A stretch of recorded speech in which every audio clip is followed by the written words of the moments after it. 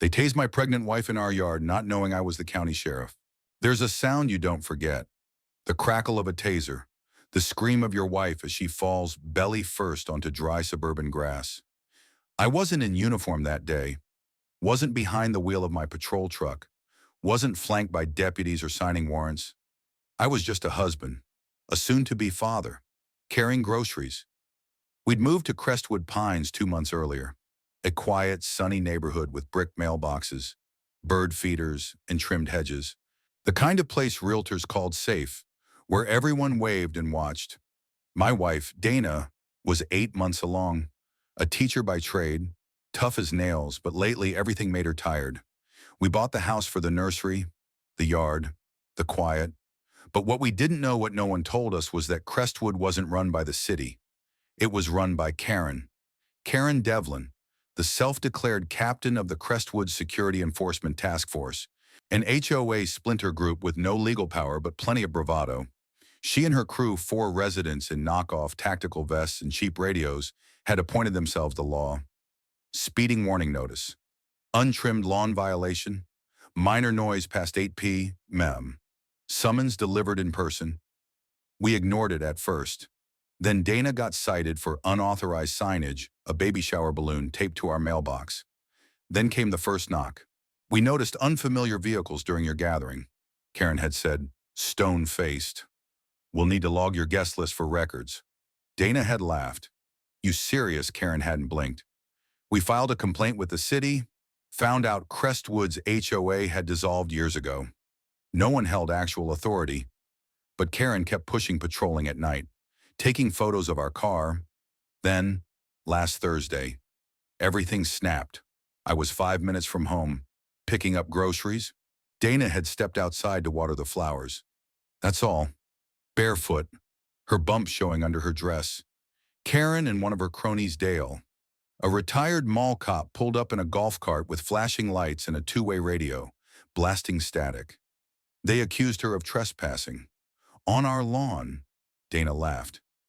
I live here. Karen demanded she produce proof of residence. Dana tried to walk back inside. That's when Dale drew the taser and fired.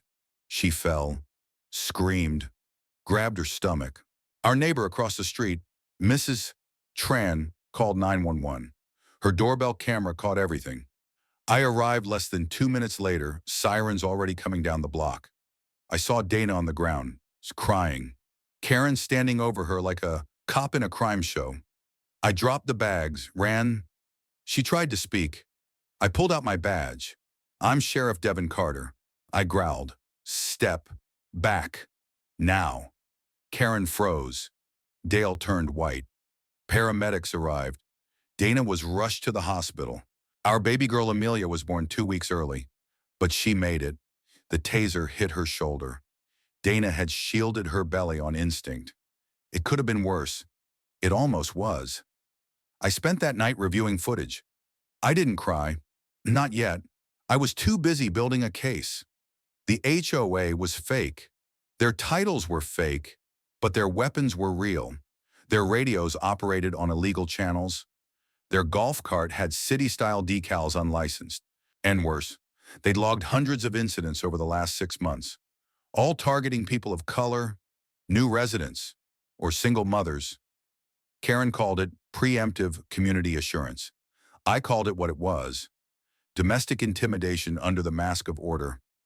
The next morning, I filed charges: impersonating a law enforcement officer, assault with a weapon, endangerment of a pregnant woman, harassment, unauthorized use of law enforcement insignia. By noon, the news was everywhere. The footage, the story, my badge, Donna's scream. Karen tried to speak to reporters. We were just enforcing neighborhood safety. She said she was confrontational. A journalist asked, "Did you know she was pregnant?" Karen hesitated, then lied no. But the footage showed her pointing at Dana's stomach just before the taser fired. Backlash swept through Crestwood. Lawsuits. Protesters with signs protect families. Not fake police, and this isn't Mayberry. Karen, the mayor, ordered a full investigation into all self-declared HOA militias in the county. The state attorney general got involved. Karen's house was egged. Dale fled town.